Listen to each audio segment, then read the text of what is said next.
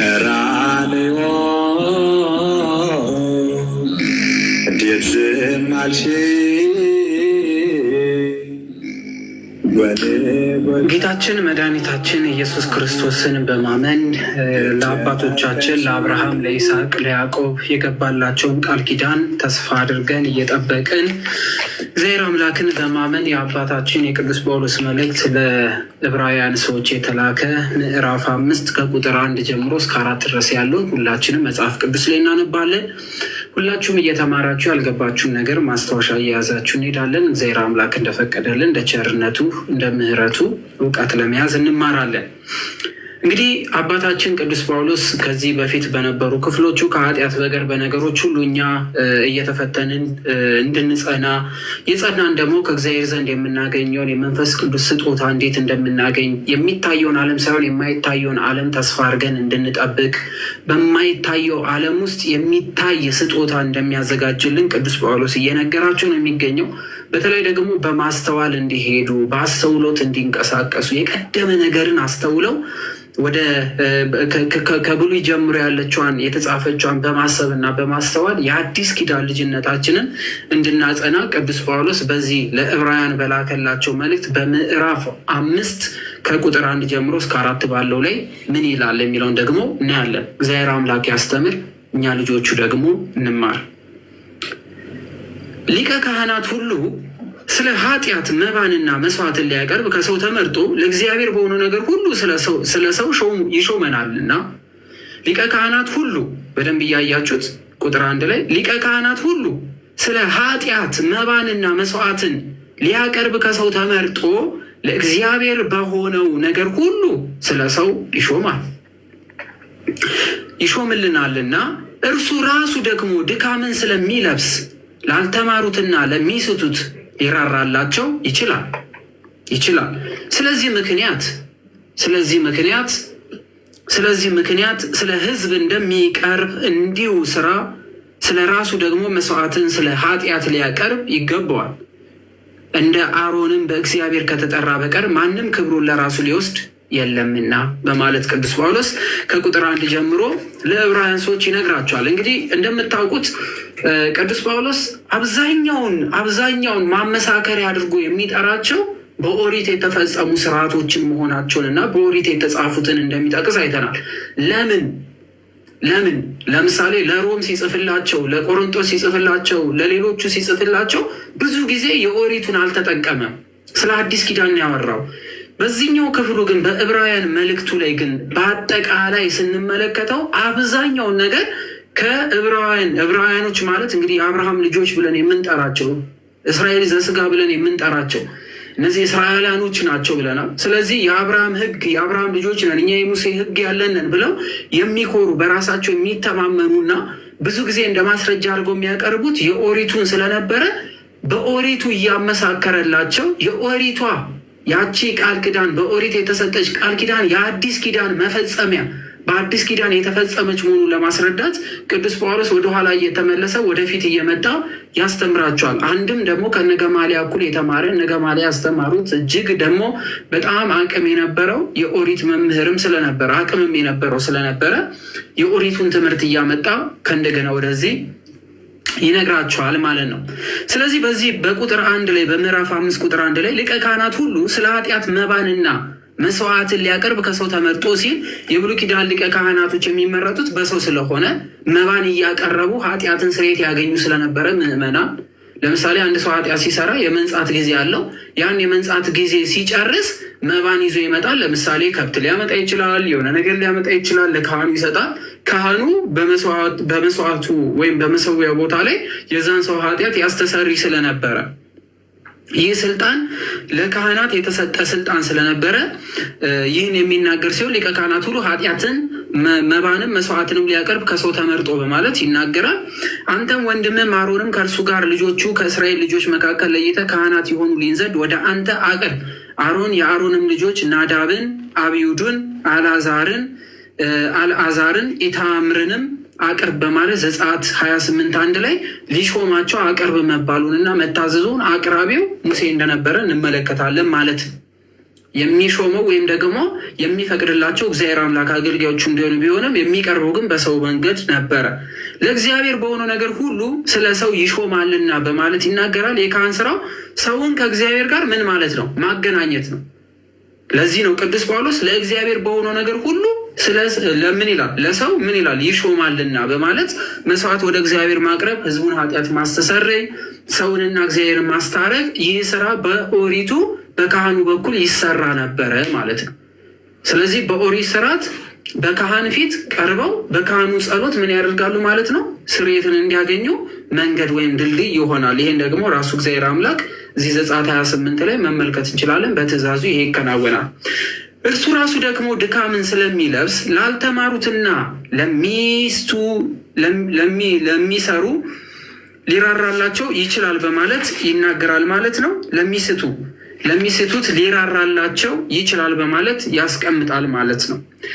ይሄ ምን ማለት ነው ስንል የብሉይ ኪዳን ሊቀ ካህናት ድካም እንደነበረበት ሲገልጥ የሚደክሙ ስለነበሩ ድካም ስለሚለብሱ ማለት እርሱም ሰውን ነውና ኃጢአት ሊሰራ ስለሚችል በህሊና በሀሳብ በገቢር ሊሰራ ስለሚችል ለሚሳሳቱ ሰዎች ይራራላቸዋል ማለት በሰሩት ኃጢአት እንዳይቀሰፉ ኃጢአታቸውን ለማስተሰረይ መስዋዕትን ያቀርብላቸዋል ማለት ሲሆን ኃጢአት ስርየትን ለማግኘት ምን ያቀርቡ ነበረ ማለት ነው? መስዋዕት ያቀርቡ ነበረ። በዚህ ምክንያት ስለ ህዝቡ እንደሚያቀርብ እንዲሁ ስለ ራሱ ደግሞ መስዋዕትን ስለ ኃጢአት ሊያቀርብ ይገባል በማለት ስለ ህዝቡ ኃጢአትን ስርየት ለማቅረብ የሚቀርበው ካህን ራሱ ደካማም ስለሆነ ኃጢአትን ስለሚሰራ በደልን ሊሰራ ስለሚችል ለራሱ ደግሞ ምን ያቀርባል ማለት ነው? መስዋዕት ያቀርባል ሲል የብሉይ ኪዳን ሊቀ ካህናት መጀመሪያ የራሱን ኃጢአት ለማስተሰረይ የራሱን መስዋዕት ያቀርባል። ከዛ ወዲያ የህዝቡን ያቀርብ ስለነበረ እንደ አሮን በእግዚአብሔር ከተጠራ በቀር ማንም ክብሩን ከራሱ ለማድረግ የሚወስድ የለም በማለት ይናገራል። እግዚአብሔር ያልመረጠው ሰው ሀብተ ክህነት ገንዘብ ማድረግ አይችልም። ስልጣንን ዝም ብሎ ከመሬት ተነስቶ ካህን ነኝ ማለት ስለማይችል የእግዚአብሔር አኖን ለክብረ ክህነት እግዚአብሔር አምላክ አሮንን ምን ብሏል? መርጦታል በማለት ዘጸአት 28 ላይ ያለውን ይናገራል። የአሮን ክህነትም እስከ ክርስቶስ መገለጥ ድረስ ሲሰራ ምን ብሏል? ቆይቷል በማለት በአሮን የተሰራችዋ የክህነት ስርዓት ወይም ከአሮን ጀምሮ የጀመረችው ስርዓተ ክህነት ምን ብላለች ነው? እየሰራች ቆይታለች። እስከ ማን ድረስ? ጌታችን መድኃኒታችን ኢየሱስ ክርስቶስ እስከሚመጣበት ድረስ። ምን ማለት ነው? ከዛ ወዲያ ስልጣነ ክህነት ወድቋል። ከዛ ወዲያ ካህናት ምንም ስራ የላቸውም ማለት ነው?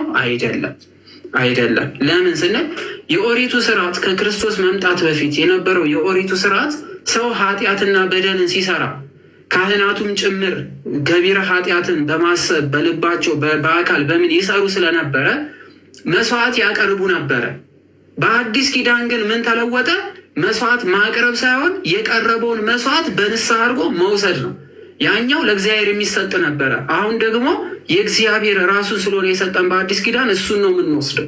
ስለዚህ ተቃራኒ ነው የሆነው ማለት ነው። ስለዚህ የኦሪቱ ያንን ቅዱስ ስጋና ደም ወስዶ ማቅረብ ነበረ፣ ለእግዚአብሔር መስጠት ነበረ። በአሁኑ ደግሞ ስለኛ ኃጢአት ብሎ የተቆረሰ ስጋና ደሙን ዘውትር በየቀኑ ካህናቱ ምዕመኑ ወደ ቤተ ክርስቲያን ሄዶ ይወስዳል ማለት ነው። ስለዚህ የኦሪቱ ምን ሆነ? ተቃራኒ ሆነ።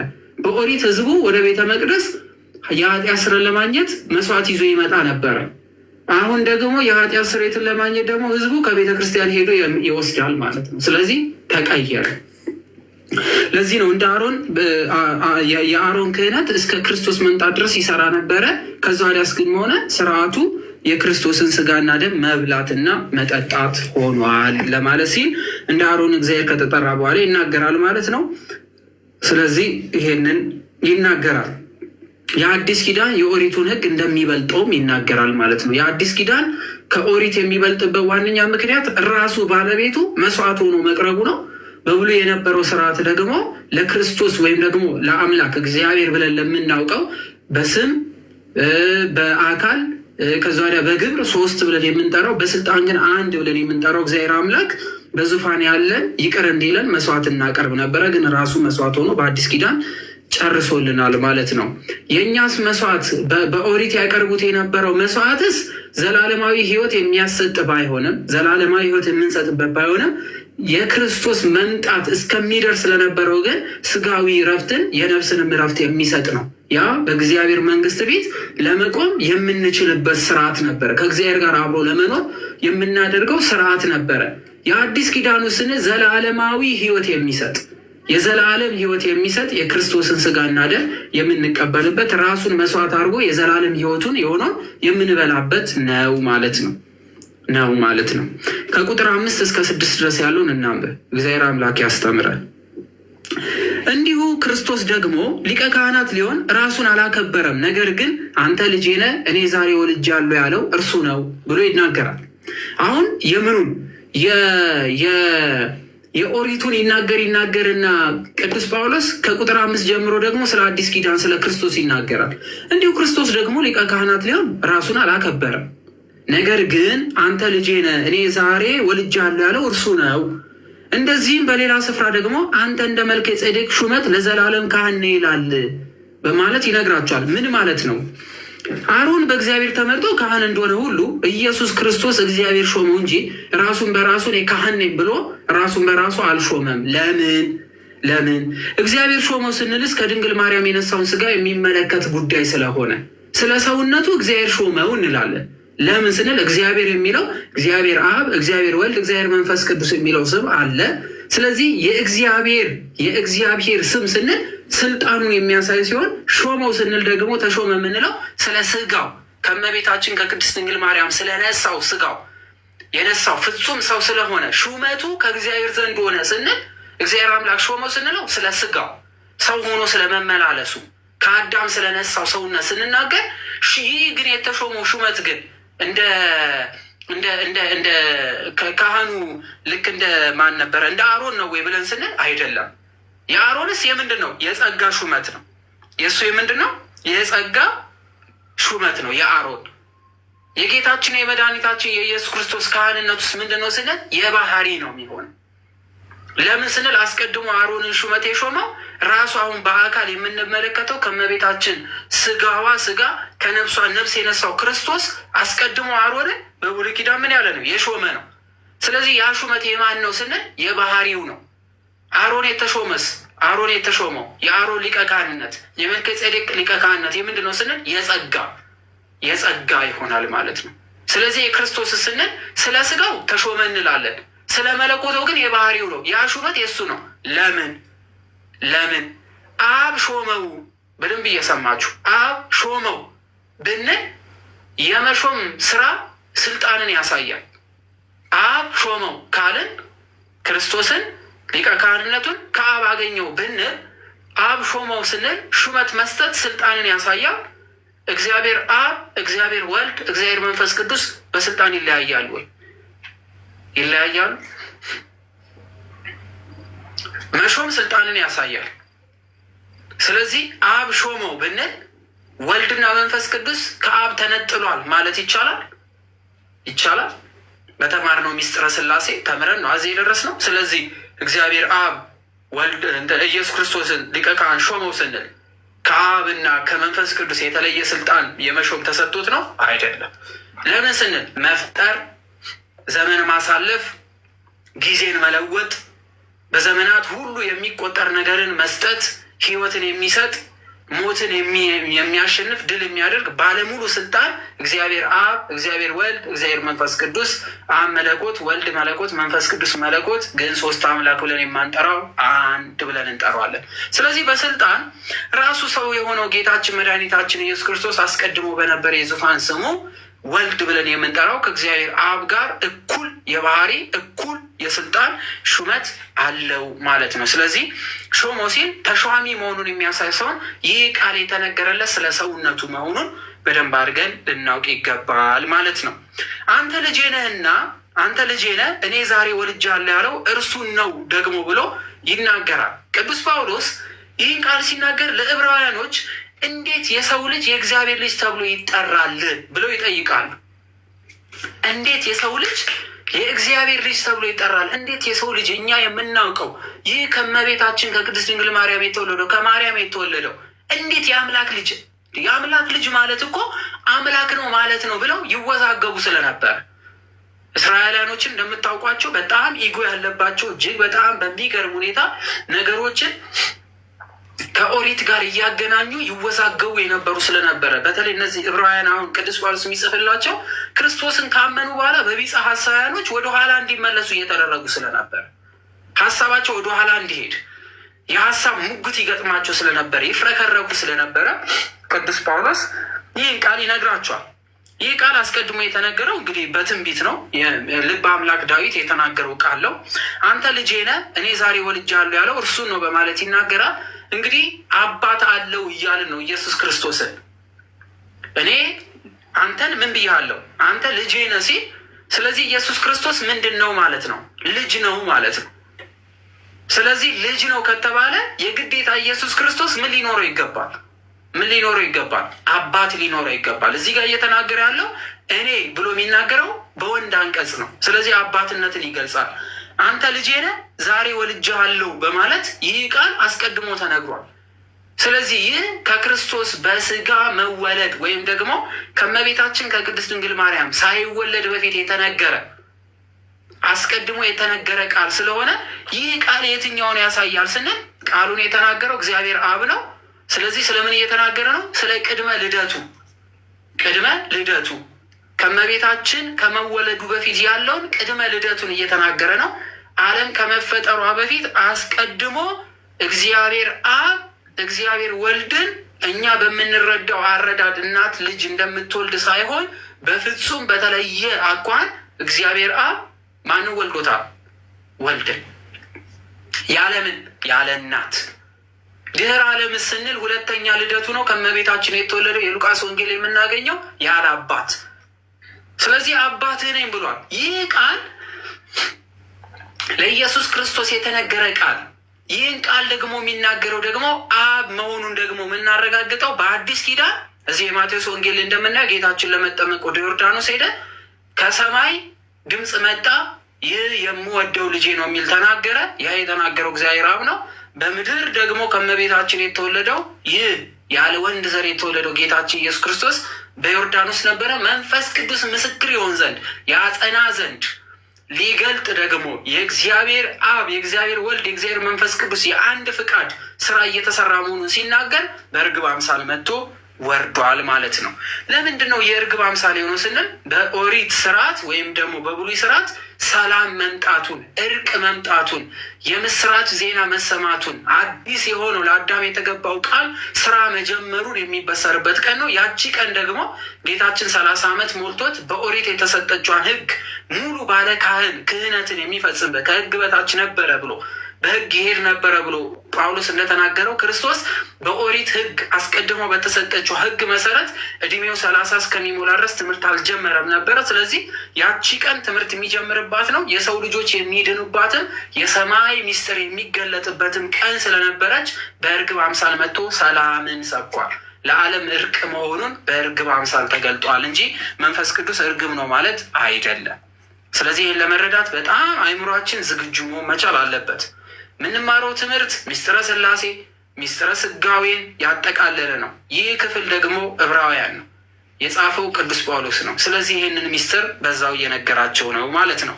ስለዚህ አንተ ልጄ ነህ ሲለው የእግዚአብሔር አብ ቃል መሆኑን መስማት አለብን። የተናገረው ልበ አምላክ ዳዊት ነው። መዝሙር 2 ቁጥር 6 ላይ ተጽፏል ማለት ነው። ስለዚህ ቅዱስ ጳውሎስ ለማስረዳት የፈለገው ኢየሱስ ክርስቶስ አይሁድ እንደሚሉት የዮሴፍ ልጅ አለመሆኑንና እግዚአብሔር አንተ ልጄ ነህ ብሎ በዳዊት የተናገረለት ይህ ደግሞ እናንተ የሰቀላችሁት ግን ሞት ደግሞ በመቃብር ያላስቀረችው እርሱ የማርያም ልጅ ያለ ወንድ ዘር የተወለደው በብስራተ ገብርኤል የተወለደው እርሱ ቅዱስ የሆነው ጌታችን ኢየሱስ ክርስቶስ የእግዚአብሔር አብ ልጅ ነው ብሎ ተናገረ። ይህንን ቅዱስ ጳውሎስ ሲጽፍ በዚህ ወቅት ላይ የሉቃስ ወንጌል ጸሐፊ የሆነውና የሐዋርያት ሥራ ጸሐፊ የሆነው ቅዱስ ሉቃስ የቅዱስ ጳውሎስ አጋዥ ወይም ደቀ መዝሙር ነበር።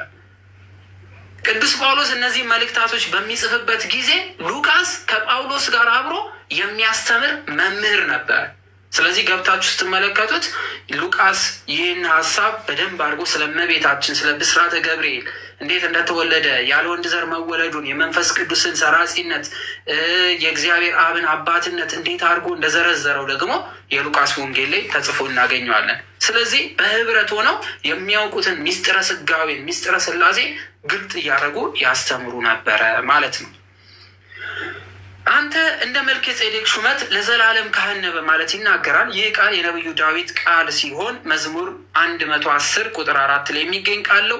ኢየሱስ ክርስቶስ ክህነት ዘላለማዊ መሆኑን ከመልከ ጼዴቅ ጋር መነጻጸሩ ግን መልከ ጼዴቅ ስልጣነ ክህነቱ ከሰው ስላልተቀበለ በኋላም የእርሱ ክህነት የተረከበ ስለሌለ የመልከ ጼዴቅን ክህነት የተረከበ ስላልነበረ እና የመልከ ጼዴቅ ክህነቱ ከእግዚአብሔር ስለሆነ ሰው ያልመረጠው ወይም ከሰው ያልተሰጠው ስለሆነ ምሳሌ በማድረግ ስልጣን እንደ መልከ ጼዴቅ ነው ዘላለማዊ ነው ሲለው ማንም ሰው የመልከ ጼዴቅን ክህነት የሰጠም ያነሳበትም ስላልነበረ የክርስቶስ ሊቀ ካህንነቱ ዘላለማዊነቱ በሰው የተሾመ ሲሆን በአባቱ የባህሪ አባቱ በሆነው በእግዚአብሔር አብ የተሰጠ የራሱ ስልጣን በሆነው በራሱ በእግዚአብሔር ወልድ የራሱ ስልጣን በሆነው በመንፈስ ቅዱስ የተሰጠ መሆኑን ሲናገር አንተ እንደ መልከ ጼዴቅ ሹመትህ ለዘላለም ካህን ነህ በማለት ይናገራል ማለት ነው። ስለዚህ የኢየሱስ ክርስቶስ ስልጣን ክህነቱ ከሰው እንዳልተቀበለው ለማስረዳት ይህንን የመልከ ጼዴቅን ታሪክ ስለሚያውቁት አወዳድሮ ይነግራቸዋል ማለት ነው። የሚተካም ስልጣን አይደለም። ማንም ደግሞ ሊቀበለውም ሊተካውም የሚችል ስልጣን ከክርስቶስ የሚበልጥ የለም በማለት ከመልከ ጼዴቅ ክህነት ጋር አነጻጽሮ ይነግረዋል ማለት ነው። ሌላው እንደው ጌታችን መድኃኒታችን ኢየሱስ ክርስቶስ ከመልከ ጼዴቅ ጋር የሚያመሳስል ምግባርስ ምን አድርጓል ብለን ስንመለከት በዕለተ ሐሙስ አሁን ከፊታችን በሚታሰበው የእራት ቀን በሚባለው የሰጠው መስዋዕት ነው። እንግዲህ ምሳሌ በማድረግ ማለትም የራሱን ቅዱስ ስጋና ደም በዕለተ ዓርብ የሚቆረሰውን ስጋ የሚፈሰውን ደም ምሳሌ ማለት በህሊናችን አማናዊ ብለን እንድንቀበለው ጌታችን መድኃኒታችን ኢየሱስ ክርስቶስ የተጠቀማቸውን ነገር ስንመለከት ወይንና ስንዴን ነበረ ማለት ነው። ስለዚህ መልከ ጼዴቅ ከአብርሃም ጋር በመሆን ያቀረቡት መስዋዕት የስንዴንና የወይን ስለነበረ ያ ክህነትን ምሳሌ አድርጎ ወይንን እንደ ደሙ ስጋውን ደግሞ የስንዴውን ዳቦ ደግሞ እንደ አማናዊ እንደ እውነተኛ ቅዱስ ስጋ አድርጎ ሰጥቶናል ማለት ነው። ስለዚህ እኛ ስንቀበለው አማናዊ እውነተኛ ቅዱስ የክርስቶስ ስጋ የክርስቶስ ደም ብለን እንቀበላለን። ቤተ ክርስቲያናችን ከሌሎቹ በሚለያት ደረጃ ነፍስ የተነጠለው መለኮት ያልተለየው ቅዱስ ስጋና ደም ብላ በቤተ ክርስቲያናችን ታቀብለናለች ማለት ነው። ይህንን በደንብ አድርጋችሁ ያዙት። ከቁጥር 7 እስከ 10 ድረስ ያለውን ስንመለከት እርሱም በስጋው ወራት ከሞት ሊያድነው ወደሚችል ከብርቱ ጩኸት ከእንባ ጋር ጸሎትን ምልጃን አቀረበ። እግዚአብሔርንም ስለ መፍራቱ ተሰማለት። ምንም ልጅ ቢሆን ከተቀበለው መከራ መታዘዝን ተማረ። ከተፈጸመ በኋላ በእግዚአብሔር እንደ መልከ ጼዴቅ ሹመት ሊቀ ካህናት ተብሎ ስለተጠራ ለሚታዘዙት ሁሉ የዘላለም መዳን ምክንያት ሆነላቸው በማለት ያስቀምጣል። ማነው የማለደው? ማነው ያማለደው? ማነው የተማለደው የሚለው እዚህ ጋር ትልቅ ጥያቄ ያነሳል። እንግዲህ በደንብ አድርጋችሁ ስሙት። እርሱም በስጋው ወራት ከሞት ሊያድነው ወደሚችል ከብርቱ ጩኸትና ከእንባ ጋር ጸሎትን ምልጃን አቀረበ። በመከራ ወራት ሊያድነው ወደሚችለው በማለት ይጠቅሳል። በስጋ ወራት የሚለው ኢየሱስ ክርስቶስ ከተጸነሰበት ቀን ጀምሮ እስከ ሞተበት ቀን ድረስ ያለውን ጊዜ የሚያመለክት ነው። ከሞት ሊያድነው ወደሚችል ማለቱ አባቱ ቢቻልስ ይቺ ጽዋ ከኔ ትለፍ ብሎ ለምኗልና የማቴዎስ ወንጌል 26 ላይ ለምንድን የጸለየው? ይቺ ጽዋ ከኔ ትለፍ ማለቱ ያለ ፍቃዱ ነው እንዴ የመጣው? በግድ ነው እንዴ እንዲሞት ያዘዘው? እግዚአብሔር አብ ወልድን ላከልን ስንል አስገድዶት ነው እንዴ? ወይንስ ደግሞ በቃ ከሄደ ካላዳንካቸው ዝር እንዳትል የሚል ማስጠንቀቂያ ሰጥቶት ነው የሚል አይነት ጥያቄ ብዙ ሰው ያነሳል። ወይም ደግሞ የሆነ አባት ልጁን እንደሚልከው ቶሎ ብለህ ሰርተህ የማትመጣ ከሆነ ነግሬሃለሁ ምናምን በሚል አይነት ሀሳብ ከሆነ የምናስበው ተሳስተናል። የአባቱ ፍቃድ የራሱ ፍቃድ ነው፣ የመንፈስ ቅዱስ ፍቃድ ነው። የልጅ ፍቃድ የእግዚአብሔር አብ ፍቃድ ነው፣ የመንፈስ ቅዱስ ፍቃድ ነው። የመንፈስ ቅዱስ ፍቃድ የእግዚአብሔር አብ ፍቃድ ነው፣ የእግዚአብሔር ወልድ ፍቃድ ነው። ማስረጃው የዮሐንስ ወንጌል ምዕራፍ 5 ላይ አባቴ ይሰራል እኔም እሰራለሁ፣ አባቴ ይወሰዳል እኔም እሰጣለሁ፣ የአባቴን ፍቃድ ልፈጽም እንጂ የኔን ፍቃድ ልፈጽም አልመጣሁም አለ። የኔን ፍቃድ ልፈጽም አልመጣሁም ማለቱ የአባቴ ፍቃድ የኔ ፍቃድ ነው። ከአባቴ ፍቃድ የተለየ ሌላ ራሴ የምፈቅደው ፍቃድ የለም። ወይም ደግሞ ከእግዚአብሔር አብ ውጭ የተነጠለ ሌላ ፍቃድ ወይም ሌላ ስራ ሊሰራ የመጣ አይደለም። ያ ማለት እንዴት ራሱን ከእግዚአብሔር አብ ጋር አንድ ያደርጋል? እንዴት እግዚአብሔር ነኝ ብሎ ይናገራል? ብለው ይነጋገሩ ስለነበረ ይህ አሁን የምነግራችሁ ነገር ሁሉ የኔ ፍቃድ ሳይሆን የአባቴ ፍቃድ ወቁት በማለት ከእግዚአብሔር አብ ጋር እኩል ፍቃድ እንዳለው አብ ያሰበውን ወልድ በቃል የሚናገር መንፈስ ቅዱስ በሕይወት የሚያጸኑ መሆኑን ሲነግረን ነው። ስለዚህ ታዲያ ለምንድን ነው ይቺ ጽዋ ከኔ ትለፍ ማለቱ ስንል ከብርቱ ጩኸትና ከእንባ ጋር ይላል። ያለቀሰ ከጩኸት ጋር በተለይ በጣም ፊቱ ደም ሆኖ እየተንጠባጠበ እያለ ይናገራል። እንግዲህ አባቴ ሆይ ብሎ ጮሁ ስለተናገረ ከብርቱ ጩኸት ጋር ይላል። ከእንባ ጋር ማለትም ኢየሱስ ክርስቶስ እንባን አፈሰሰ ብሎ የዮሐንስ ወንጌል 11 ላይ ምዕራፍ 11 ቁጥር 35 ላይ እንባን አፈሰሰ፣ ብርቱ ጩኸትን ጮኸ፣ ይቺ ጽዋ ከኔ ትለፍ ብሎ ተናግሯል። ሲቀርብና ከተማይቱን አይቶ አለቀሰላት በማለትም ሉቃስ 1941 ላይ ይናገራል። ታዲያ ምን እያለ ነው? ይቺ ጽዋ ከኔ ትለፍ ሲል ምን ማለት ነው ስንል የሰው ልጆች በጠቅላላ ጌታችን መድኃኒታችን ኢየሱስ ክርስቶስ ለሰው ልጆች ሁሉ ምሳሌ ሲሆን ያደረገልን እግዚአብሔር አምላክ የዋለልን ውለታ እግዚአብሔር አምላክ የሰራልን የጸጋ ስጦታ ምን እንደሆነ ሲነግረን ስለ ሰውነቱ፣ ስለ ተዋህዶ የአዳም ስጋ፣ ስለ ተዋህዶ የአዳም ነፍስ፣ ስለ ሰው ስለመሆኑ ተንበርክኮ ጸሎት አድርሷል። ምን እያለ የአዳምን ሕመምና የአዳምን ሕማም ሁሉ ስለ እርሱ ስላደረገ በጫንቃው ስለጫነ የአዳምን ጩኸት ሁሉ ይጮህ ስለነበረ እና አዳም የነበሩት ከአዳም ጀምሮ እስከ ክርስቶስ መምጣት ድረስ የነበሩ በመከራ በስቃይ አምላክ ሆይ አድነን፣ ቶሎና ጽድቃችን የመርገም ጨርቅ ሆነ፣ የአንተ ማዳን ያስፈልገናል እያሉ ይጠብቁት የነበረውን ጩኸት ያቺ ጩኸት ያቺ የሞት ጩኸት እና አዳም ከሲኦል ሆኖ ይጮኸት የነበረውን ጩኸት አምላክ ሆይ አድነን የሚሏትን ያቺን ጩኸት ጌታችን ኢየሱስ ክርስቶስ ስለ ሰውነቱ ስለ አዳም ጩኸት ሲል ምን አለ? ይቺ ጽዋ ከኔ ትለፍ አለ። ዘላለማዊ ሞት በማን ታልፋለች? በክርስቶስ። ስለ ሰውነቱ ጮሃት፣ ስለ አምላክነቱ ደግሞ ያቺን ሞት ድል አደረጋት። መልሱ ይሄ። ስለዚህ ስለ ሰውነቱ ምን አለ? ጮኸ። ለምን? የሰው ልጆች ሁሉ ለመዳን ወደ ማን መጮህ እንደለባቸው ነገረ፣ ወደ እግዚአብሔር አምላክ። ደግሞ ስለ አምላክነቱ ደግሞ በመስቀል ተሰቅሎ ያቺን ሞት ድል አረጋት።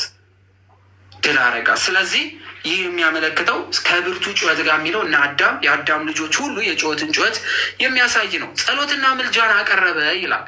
ጸሎት አድርሷል፣ ምልጃን አቅርቧል። ምን ማለት ነው? ኢየሱስ ክርስቶስ ጸለየ ሲባል ማንኛውም ሰው እንደሚጸልየው ጸሎት አይደለም። ሰው የሚጸልየው በተለያየ ምክንያት ይሆናል። አንደኛው ያጣውን ነገር ለማግኘት ይጸልያል። ሁለተኛው ከጠላቶቹ ለመዳን ይጸልያል። ሶስተኛ ኃጢአትን ለማስተሰረይ ይጸልያል። ኢየሱስ ክርስቶስ ግን አምላካዊ ስልጣኑ ሁሉ ማድረግ ስለሚችል እንዲደረግለትና እንዲፈጸምለት አይጸልይም። ይህን አድርግልኝ፣ ይህን ፈጽምልኝ፣ እንደዚህ አድርግልኝ ብሎ አይጸልይም። ለምን ጸለየ ከተባለ ጸሎትን እየጸለየ በተግባር ማስተማርን ስለፈለገ። የደቀ መዝሙርቱ እግር ካጠበ በኋላ እንግዲህ ጌታና መምህር ስሆን እግራችሁን ካጠብኩኝ እናንተ ደግሞ እርስ በርሳችሁ እግራችሁን ትተጣጠቡ ዘንድ ይገባችኋል።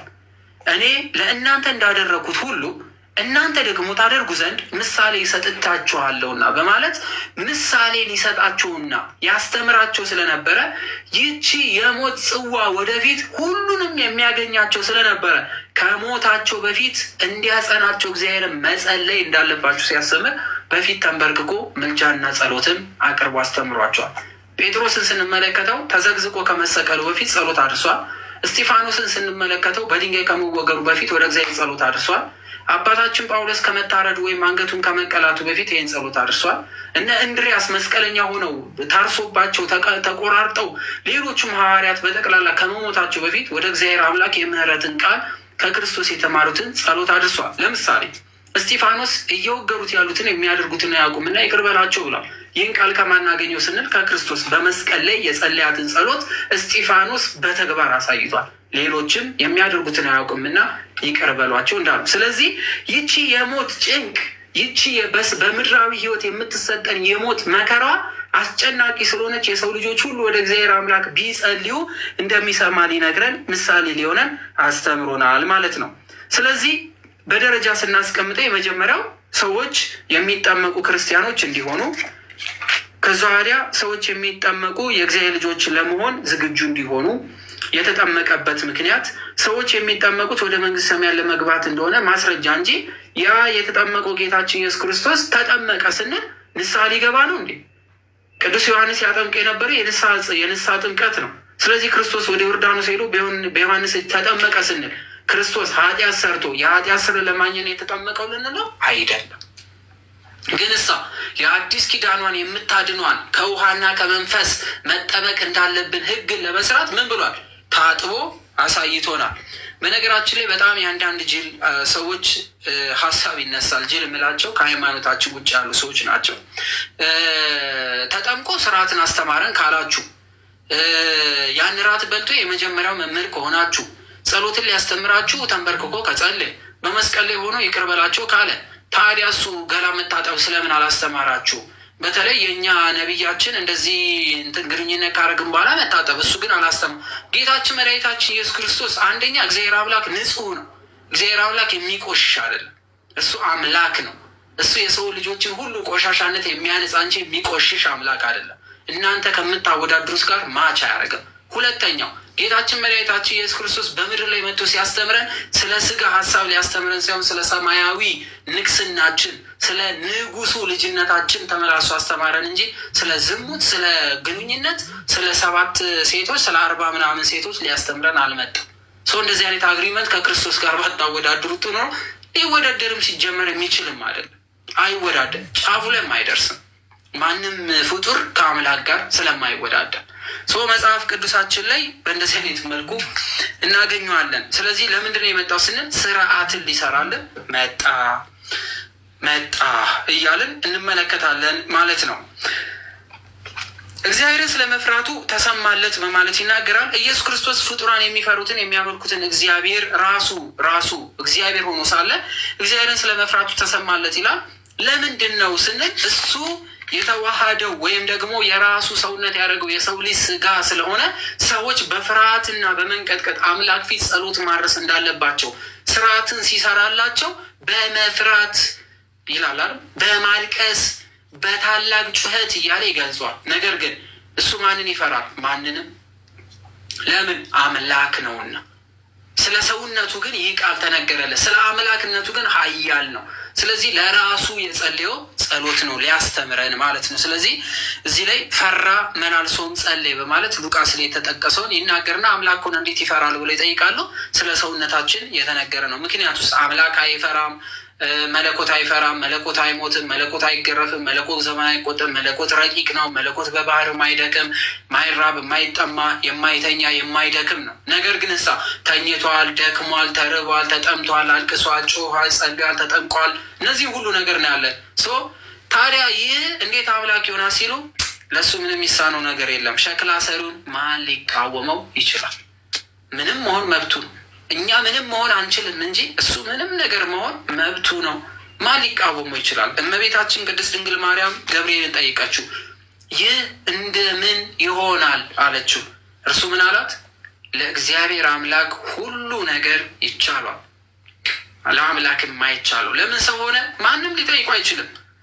ማንም እንዴት ሰው ሆንክ ብሎ ማንም ሊጠይቁ አይችልም። ሰው የሆነው ግን እንዴት ውሻ ሆንክ ተብሎ ግን ሊጠየቅ ይችላል። አምላክን ግን እንዴት ሰው ሆንክ ተብሎ አይጠየቅም። እንዴት በላ አይባልም። የምንበላበትን ጉሮሮ የፈጠረ አምላክ ልብላ ቢል ማን ሊከለክለው ነው? እንዴት በላ ይባላል? መብላት መብቱ ነው። እበላለሁ ካለ እንዳትበላ አንተ አምላክ ስለሆንክ እንዳትበላ ሊለው የሚችል ፍጡር አለ? ማንም የለም። ማንም በቃ ነገ አሁን ማታ አይደለ? በቃ ዛሬ ፀሐይን ከዛሬ ጀምሮ አወጣታለሁ፣ ጨረቃን ደግሞ ነገ ቀን ላይ አወጣታለሁ። በቃ ዛሬ ብርሃኑ ነገ ጨረቃውን ቢል እንዴት አደርጋለህ? የፍጥረትን ስነ ምግባር ለወጥከው ብሎ ማን ሊከሱ ይችላል? ማንም ሰው ማንም ሊከሱ አይችልም። የትኛውም ሰው ሊከሱ አይችልም። ለምን? አምላክ ነዋ። ስለዚህ ስም ብሎ ፍልስፍና ውስጥ አንግባ። ለአምላክ ሁሉ ይቻላል። ሰው መሆን ይችላል። ሰው ግን አምላክ መሆን አልቻለም። ይሄ ነው። ከተቀበለው መከራ መታዘዝን ተማረ በማለት ይናገራል። ኢየሱስ ክርስቶስ ትእዛዝ አስተላላፊ ባለስልጣን ሲሆን ታዛዥና አገልጋይ ሆነ በማለት ይናገራል። ስለምንድን ነው ሲል እንዲሁም ከመታዘዝም በላይ ደግሞ ከመላእክትም ያነሰ ሆነ ብሎ መጽሐፍ ቅዱሱ ይጠቅሷል። ለምንድን ነው ከመላእክት ያነሰ የሚለው? ክርስቶስ የዓለም ሁሉ ፈጣሪ ዓለማትን አስቀድሞ የሰራ የነበረ ያለ የሚኖር ሆኖ ሳለ እንዴት ከመላእክት አነሰ ተባለ ሲባል መላእክት የማይደበደቡ የማይቀጠቀጡ የማይያዙ የማይታሰሩ ረቂቃን እዚህ ናቸው እዛ ነው ተብሎ የማይገደቡ በቦታ የማይወሰኑ ሁሉም ቦታ በተፈቀደላቸው መጠን በተሰጣቸው መጠን የሚዘዋወሩ ረቂቃን ስለሆኑ አምላክ ግን ስለተገረፈ ስለተመታ ስለተተፋበት ራቁቱን ስላረጉት ስለሰቀሉ ስለተዘባበቱበት ቀን ስለቆጠሩለት ለእነዚህ ሁሉ ሲል ስለ ሰውነቱ የተነገረለት ቃል ከመላእክት ያነሰ ሆነ አለ እንጂ መላእክትስ ለእርሱ የሚሰግዱለት የሚፈሩትና የሚደነግጡለት የዓለም መድኃኒት መሆኑን ሉቃስ ላይ ሄደን እናያለን። የዓለም ሁሉ መድኃኒት ተወለደ ብሎ መልአኩ ሲያበስር እናያለን። እግዚአብሔር አብ ከሰማይ ሆኖ ይህ የምወደው ልጄ ነው ብሎ ሲመሰክር እናያለን። ከመላእክት መካከል ይህ ልጄ ነው ተብሎ የተመሰከረለት ማንም የለም። ስለዚህ ጌታችን መድኃኒታችን ኢየሱስ ክርስቶስ አምላክ ዘለዓለማዊ ጌታ ሕያው የሆነ አባት ነው። ከቁጥር 11 እስከ 14 ድረስ ያለውን እኔ ቶሎ ለማለት እሞክራለሁ። እግዚአብሔር አምላክ ይርዳን። ስለዚህ ከቁጥር 11 እስከ 14 ድረስ ያለው መታዘዝን ያስተምራቸው ዘንድ እንደሚጋደል ተረዳን። ሐዋርያት በሰውነት ያለውን ትሕትና መናገር አበዛ፣ ከጻድቃን እንደ አንዱ አድርጎ ስለ እርሱ ስለ ክርስቶስ ተናገረ በማለት ዮሐንስ አፈወርቅ የቅድሙን ይናገራል ማለት ነው። ከቁጥር 11 ላይ ያለውን ስናነብ ስለ እርሱ የምንናገረው ብዙ ነገር አለ። ስለ እርሱ የተባለው ክርስቶስ ማለት ነው። ብዙ ነገር አለ። ጆሮቻችሁም ስለፈዘዙ በቃል ልትተረጉሙ ጭንቅ ነው በማለት ደግሞ ይነግራቸዋል። ምን ጆሮአችሁ ምን ስላለ ስለፈዘዘ። ጆሮ ይፈዛል። በነገራችን ላይ የሚሰማውን አይቀበልም፣ ዝግት ይላል። ካልተፈቀደ አትቀበሉት። ካልተፈቀደ የእግዚአብሔር ድንቅ ስራ አይገባንም። ዝም ብሎ ተረት ይመስለናል። ለዚህ ነው ሚስጥር የተባለው። ስለዚህ ሚስጥር የተባለው በመንፈስ ቅዱስ የምንረዳው ስለሆነ ሰው በስጋው የፈለገ ቢመነዝር የፈለገ ካልኩሌሽን ቢያስቀምጥ የአምላክን ስራ ያውቅ። ስለዚህ ቅዱስ ጳውሎስ እንዲህ አላቸው፣ ስለ እርሱ የምንናገረው ብዙ ነገር አለን አለ። ስለ ክርስቶስ መናገር የሚፈልገው ብዙ ነገር ነበረው። ጆሮቻችሁ ስለበዘዙ በቃል ልንተረጉመው ግን ጭንቅ ነው አለ። እንዴት እንደምናስተምራችሁ እንዴት እንደምንተረጉምላችሁ ጭንቅ ነው፣ ያስጨንቃል። ግን ብዙ የምንነግራችሁ ግን ነገር ነበረ። ከጊዜ የተነሳ አስተማሪዎች ልትሆኑ ሲገባችሁ አለ። ከተቀበሉበት ጊዜ እነዚህ ዕብራውያን ውስጥ ያሉ ሰዎች ከተቀበሉበት ጊዜ አንስተው ለሌሎች መምህር መሆን ሲገባችሁ አንድ ሰው ስለ እግዚአብሔር ቃላት መጀመሪያ ያለውን የሕፃንነትን ትምህርት እንዲያስተምራችሁ እንደገና ያስፈልጋችኋልና የሚያስፈልጋችሁን ወተት ነው እንጂ ጠንካራ ምግብ አይደለም አላቸው። ዕብራውያን ሰዎች ደክመው ስለነበረ እናንተ ሌሎችን አጠንክራችሁ ማስተማር ሲገባችሁ እንዴት ወደኋላ ትመለሳላችሁ? ስለዚህ ከእንግዲህ ወዲያ ለእናንተ ለራሳችሁ እንደ አዲስ ወተት እንደሚጠባ ሕፃን ልጅ እሹሩሩ እያልን ማስተማር ይጠበቅብናል። ቀስ እያለ ዕብራውያኖች ገና ምንም አልገባቸውም። ለምንድን ነው? አስቀድሞ የኦሪት ሕግ የተሰጣቸው የአብርሃም ዘር ተብሎ የተከበሩ እግዚአብሔር በስራው ሁሉ ወደፊት የሚያደርገውን የገለጠላቸው በዛ በበራ የናሱን እባብ ምልክት አድርጎ በመስቀል ተሰቅሎ እንደሚያድናቸው ነግሯቸው መናን ከሰማይ አውርዶ አብልቷቸው ባህራትን ውቅያኖሶችን ሁሉ ከፋፍሎላቸው ከአለት ላይ ውሃ አፍልቆ ከእንጀራን ከሰማይ መናን አቅርቦ አብልቷቸው ወደ ሀገራቸው አስገብቷቸው እንደሚመጣ በነቢያት ነግሯቸው ይህ ሁሉ ለእናንተ ተነግሮ ሳለ ለሌሎች የጠነከረ ትምህርት መስጠት ሲገባችሁ እንዴት ወደኋላ ትመለሳላችሁ ብሎ ዕብራውያን ክርስቲያኖችን ይወቅሳቸዋል። ይህ ማለት ልክ እንደኛ አይነቱ ለእኛ ዝም ብለን በየቀኑ የሆነ ሰው መጥቶ ነገር ሲነግረን እውነትህን ነው፣ በቃ ኢየሱስ ሰው ነው አምላክ ሊሆን አይችልም። ሌላው ደግሞ መጥቶ ሲነግረን ለካ እግዚአብሔር አምላክ ነው ለካ ምናምን እያለ እንደምንዋዥቅ አይነት ሰዎች ዕብራውያን ይዋዠቁ ነበሩ። አንዴ ሙስሊም፣ አንዴ ጴንጤ፣ አንዴ ጆባ፣ አንዴ ሃይማኖት የሌለው፣ አንዴ ሃይማኖት ያለው ምን መስል ዝም ብለን ምንዋዥቅ ወተት ላይ ያለን ሰዎች አይነት ናቸው ዕብራውያኖች ማለት ነው። ስለዚህ እናንተ ወተት ነው እንጂ ጠንካራ ምግብ አይደለም የሚሰጣችሁ። በቃ ለዚህ ትምህርት ብቁ አይደላችሁም ማለት ነው። ነገረ ክርስቶስን ለመረዳት ይህን ሚስጥር ለማወቅ በቃ አልበቃችሁም። እንደ ሕፃን ወተት ነው መጠጣት ያለባችሁ አለ። የቆሮንቶስ ሰዎችንስ ግን በተቃራኒ ምንድን ነው ያላቸው? እስከ ዛሬ ድረስ ወተት ሰጥቻችኋለሁ አለ በመጀመሪያው መልእክቱ ላይ።